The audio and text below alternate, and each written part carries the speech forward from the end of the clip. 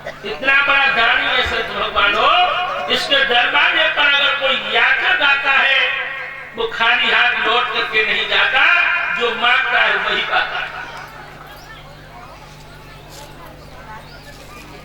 और बताएं, जब क्रोध निधान दुर्वासा के श्राप से देवराज इंद्र का इंद्रासन से पकड़ होता है,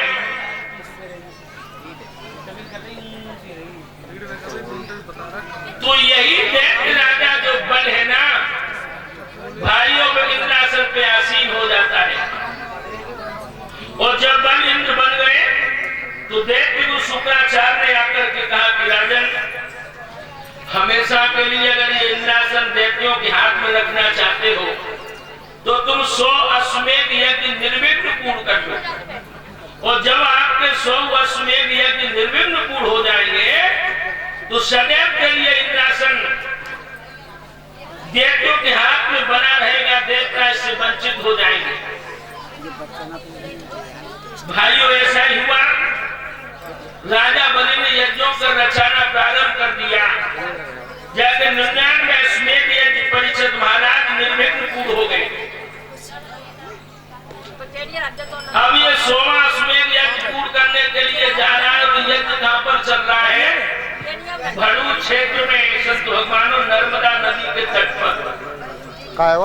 और जैसे इसका 100वां अश्वमेध यज्ञ सफलता के शिखर की तरफ बढ़ रहा है, देवराज इंद्र की पिड़लियां कांप गई और क्षीर सागर में भगवान कमलेश के यहाँ जाकर त्रायमाम करके रोने लगे। वो कहने लगा, हे क्षीर सिंधु, हमारी रक्षा करो।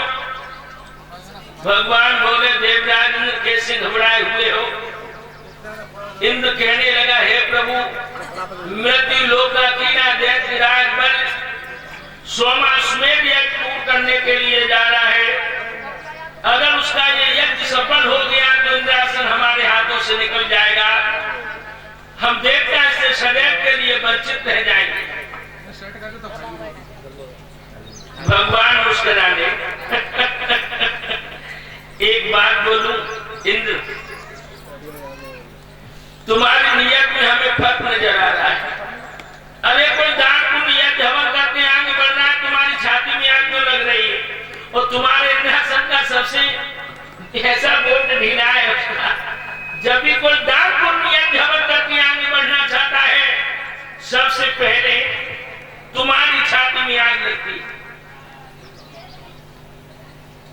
अरे दान पुण्य यज्ञ हवन करने का हर जीव को स्वतंत्र अधिकार है, हम तो फल देने के अधिकारी हैं। इंद्र कहने लगा, हे प्रभु, ये दान पुण्य यज्ञ हवन हम देवताओं के लिए बनाएंगे। और अगर ये निश्चय इस यज्ञ में सफल हो गया तो उसका सबसे बड़ा दाव तो इंद्रासन पर है। और प्रभु, अगर इंद्रासन इस सदैव के लिए हाथ से निकल गया तो हम देवताओं के लिए रखा गया है। इसलिए हे गोविंद, हमारी रक्षा करो। भगवान कहने लगे, घबराओ नहीं, हम तुम्हारी रक्षा जरूर करेंगे। इंद्र बोला, सो क्या करोगे? भगवान कहने लगे, घबराओ नहीं, वो कर्म करने में स्वतंत्र है, फल देने के अधिकारी तो हमें। और बल अगर अपने यज्ञ में सफल भी हो जाएगा तो हम उसके लिए कोई दूसरा द्वारा ढूंढेंगे। इंद्र बोला, प्रभु ऐसा क्या करोगे? तो भगवान कहने लगे, सुनो राजन,